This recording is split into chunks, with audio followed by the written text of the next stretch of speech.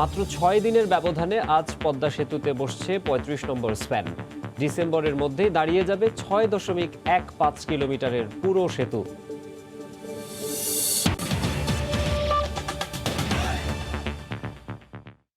সময় সংবাদে সঙ্গে আছি আমি মাকসুম আলম খান। ৬ দিনের ব্যবধানে পদ্মা সেতুতে আজ বসতে যাচ্ছে আরও একটি নতুন স্প্যান। ৩৫তম স্প্যানটি বসানো গেলে ১ মাসে যোগ করা সম্ভব হবে রেকর্ড ৪টি স্প্যান। দৃশ্যমান হবে ৫.৫ কিলোমিটার সেতু। এই মুহূর্তে পদ্মা সেতুর মাওয়া প্রান্তে আছেন রিপোর্টার এহসান জুয়েল। সবশেষ তথ্য জানতে সরাসরি যোগ দিচ্ছি তার সঙ্গে। জুয়েল। মাকসুম, ঠিক সকাল ৯টা ২৫ নাগাদ মাওয়ার ডকইয়ার্ড থেকে স্প্যানটি নিয়ে রওনা দেয় স্প্যানবাহী ক্রেনটি নির্ধারিত পিলার ৮ ও ৯ নম্বর পিলারের দিকে, অর্থাৎ নদীর মাঝ নদীর দিকে। এবং এই মুহূর্তে এটি একটি পিলারের দূরত্বে আছে, অর্থাৎ নির্ধারিত পিলারের চেয়ে একটি পিলার দূরে আছে।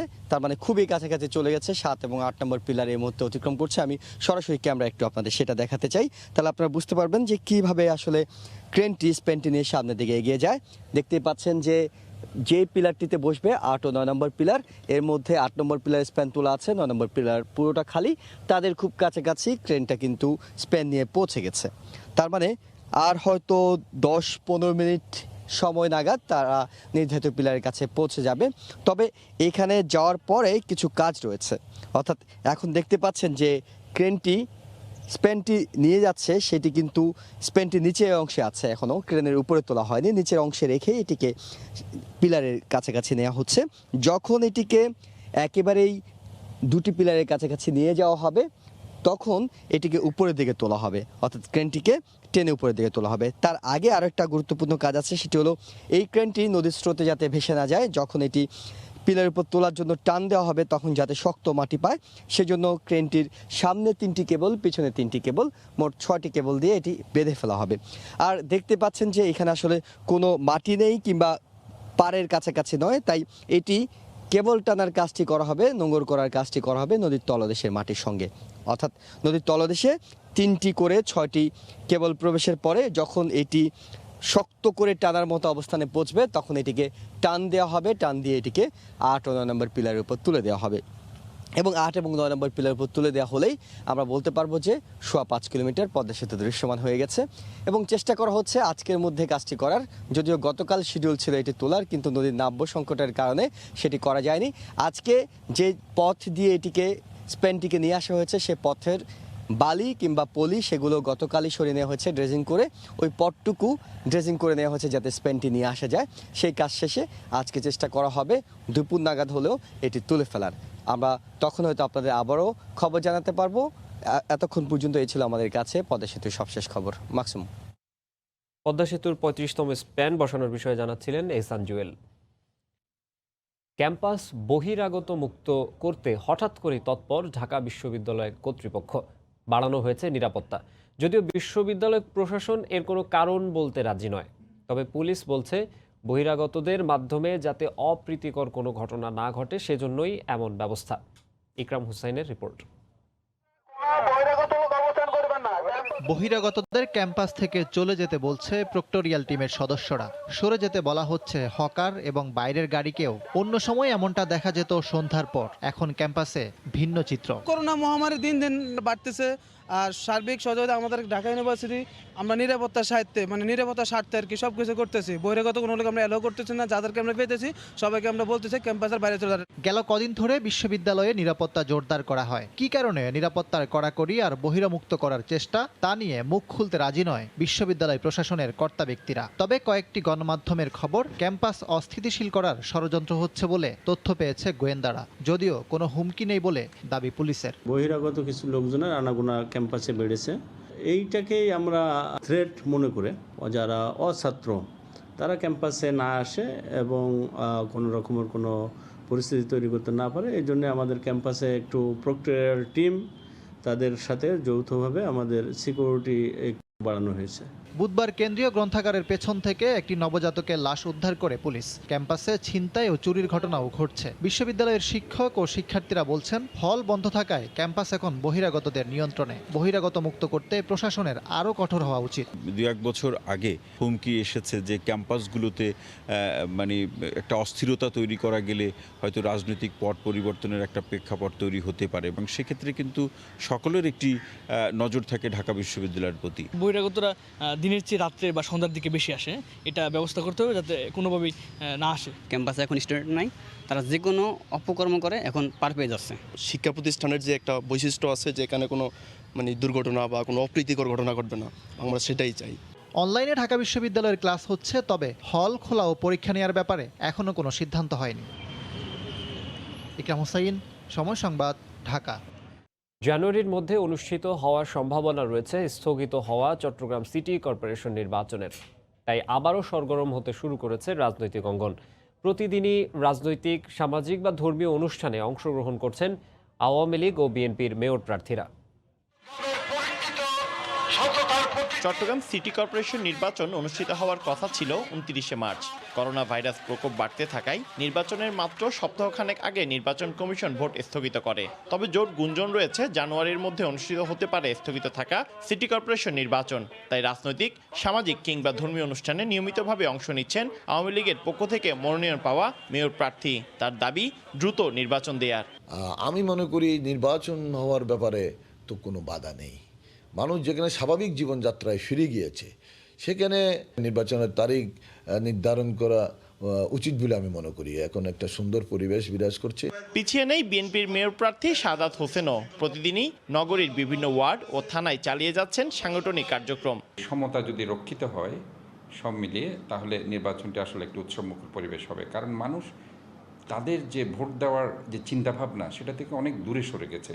এদিকে সদ্য সাবেক কাউন্সিলর এবং আসন্ন নির্বাচনের কাউন্সিলর প্রার্থীরা বলছেন, 7 মাস ধরে ভোট না হওয়ায় জন্মসনদ, প্রত্যয়নপত্র প্রাপ্তির ক্ষেত্রে সাধারণ মানুষকে অনেক দুর্ভোগ পোহাতে হচ্ছে। মানুষ প্রতিনিয়ত কিন্তু আমাদেরকে ফোন করছে, কিন্তু মানুষকে আমরা সে সেবাটুকু দিতে পারছি না। খুব সহসাত নির্বাচন না হয় তাহলে মানুষ অনেক কষ্ট পড়ে যাবে এটার জন্য।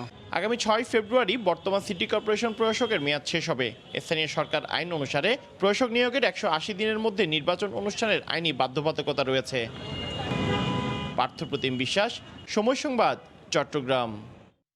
কৃষকের কাছ থেকে 26 টাকা কেজিতে আমন সংগ্রহে দর বেঁধে দিয়েছে সরকার, কিন্তু মৌসুমের শুরুতেই 28 থেকে 30 টাকা কেজি দরে ধান বেচা কেনা চলছে নওগাঁর হাটগুলোতে।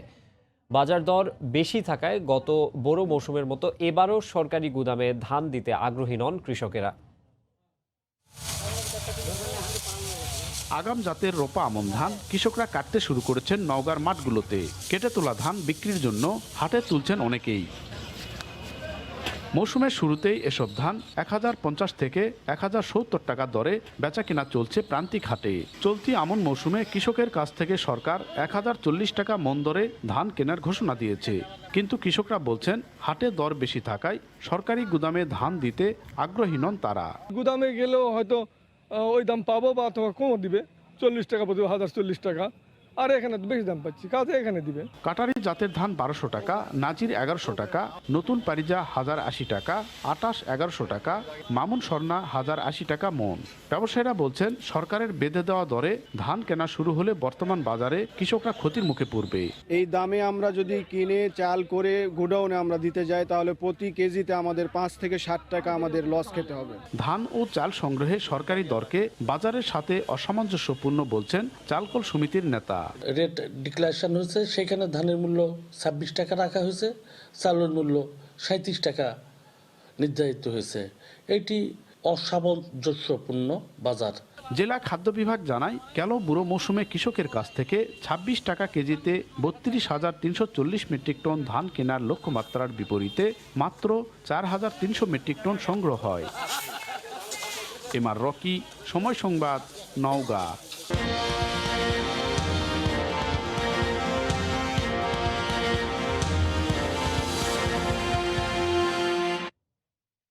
মার্কিন প্রেসিডেন্ট নির্বাচনের বাকি আর মাত্র 3 দিন। নির্বাচন সামনে রেখে শেষ মুহূর্তের প্রচারে কথার বাক্যে একে অপরকে ঘায়েল করতে ব্যস্ত রিপাবলিকান প্রার্থী ডোনাল্ড ট্রাম্প এবং ডেমোক্র্যাট প্রার্থী জো বাইডেন। শুক্রবার নির্বাচনী জনসভায় প্রেসিডেন্ট ট্রাম্প দাবি করেন বাইডেন জয়ী হলে পুরো যুক্তরাষ্ট্র হতাশায় পড়বে। বাইডেন মার্কিন অর্থনীতিকে ধ্বংস করবেন বলেও মন্তব্য করেন তিনি। অন্যদিকে পাল্টা অভিযোগ করে বাইডেন বলেন ট্রাম্পের শাসনামলে 70,000 মার্কিন নাগরিক তাদের চাকরি হারিয়েছেন। মার্কিন প্রেসিডেন্ট জলবায়ু পরিবর্তনের ঝুঁকির বিষয়ে উদাসীন বলেও দাবি করেন বাইডেন।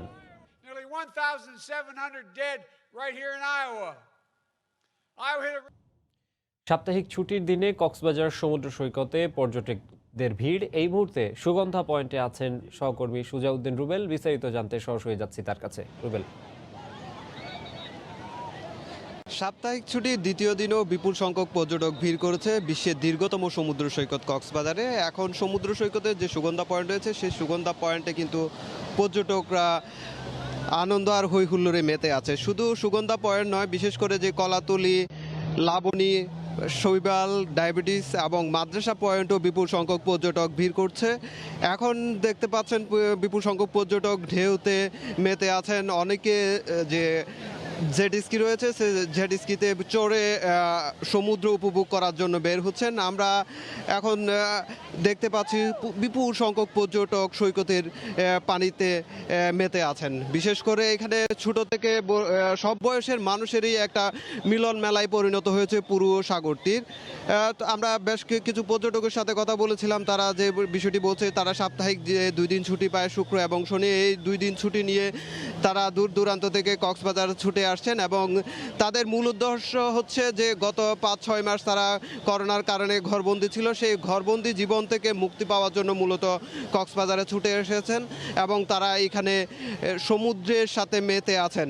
অন্যদিকে এই যে পর্যটকরা আসছেন তাদের পর্যটকদের নিরাপত্তা এবং যে সমুদ্র স্নান করছে সেই স্নানের যে নিরাপত্তায় এখানে অর্ধশতাধিক লাইফগার্ড নিয়োজিত রয়েছে। তারা সকাল 6টা থেকে সন্ধ্যা 6টা পর্যন্ত পর্যটকদের নিরাপত্তা দিতে তারা সার্বক্ষণিক কাজ করে যাচ্ছেন। তো মাকসুম, এই ছিল আমার কাছে কক্সবাজার সুগন্ধা পয়েন্ট থেকে সবশেষ। কক্সবাজার থেকে যোগ দিয়েছিলেন সুজাউদ্দিন রুবেল। এবং মাত্র 6 দিনের ব্যবধানে আজ পদ্মা সেতুতে বসছে 35 নম্বর স্প্যান। ডিসেম্বরের মধ্যেই দাঁড়িয়ে যাবে 6.15 কিলোমিটারের পুরো সেতু। এই ছিল এখনকার মতো, সঙ্গেই থাকুন সময়।